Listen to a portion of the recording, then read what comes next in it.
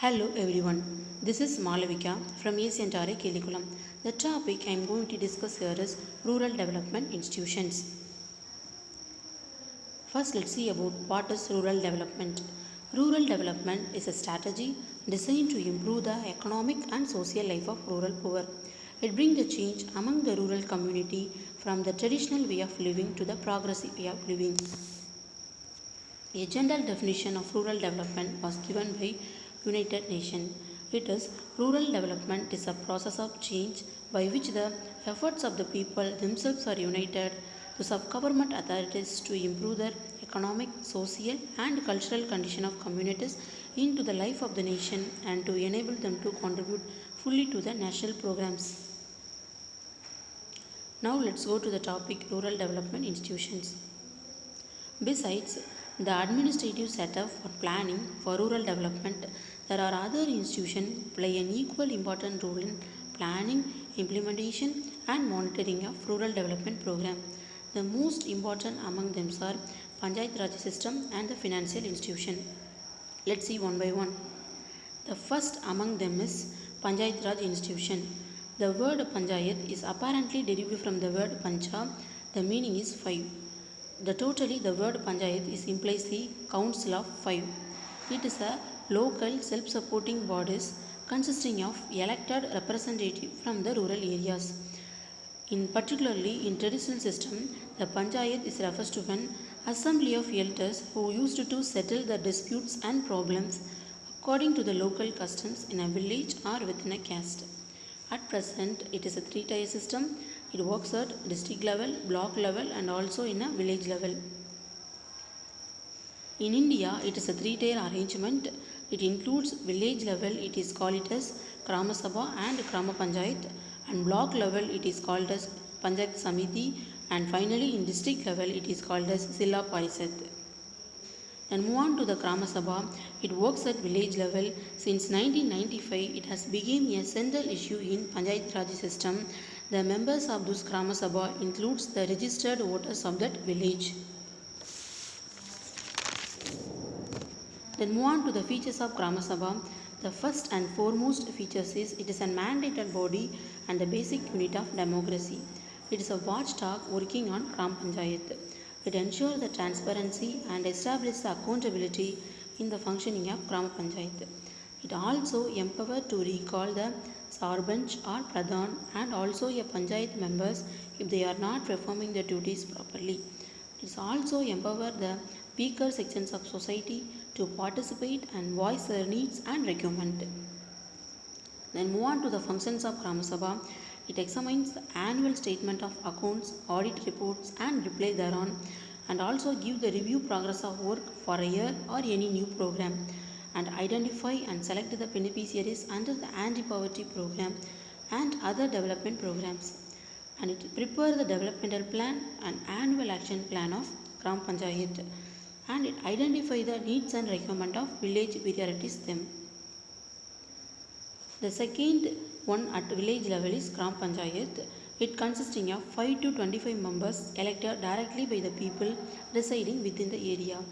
For every 500 voters, there is one member, and those 25 members is finally select the Pradhan, who is office bearer, and an Upa Pradhan. Then move on to the functions of Grama Panchayat. Their functions are broadly divided into the two categories, namely obligatory and discretionary. It includes sanitation, conservancy, water supply, construction and maintenance of roads and bridges, etc., and also promotion of agriculture, cottage industries and cooperative institution, women and child development. Besides, their important role is to implement the rural development programs. Then move on to the Panchayat Samiti. It is an intermediate tier in Panchayat Raj system. Its function is mainly entrusted with development activities and is made directly responsible for implementing the rural development program. It also promotes the economic activity and social welfare activities.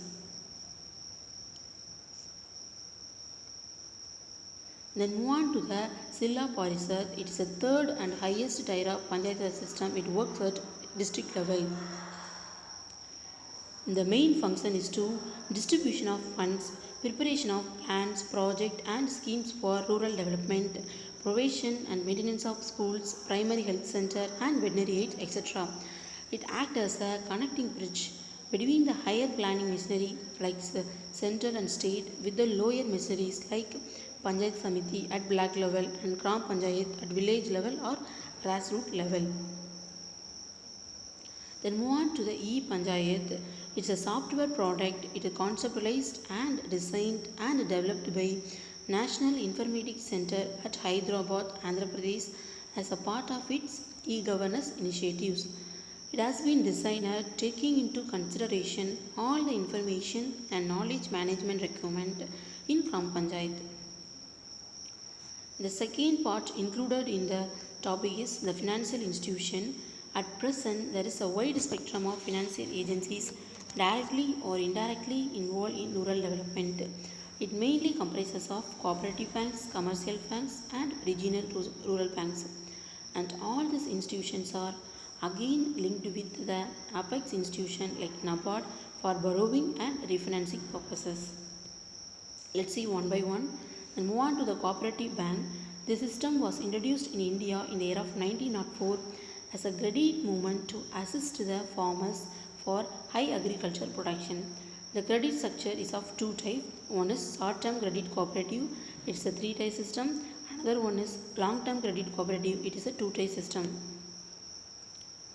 Short-term credit cooperative, this three-tier system is a federal in nature and pyramidal in type. At the top of the pyramid, a state cooperative bank is there, central cooperative bank at the intermediate or district level, and the primary agricultural cooperative societies at the bottom level.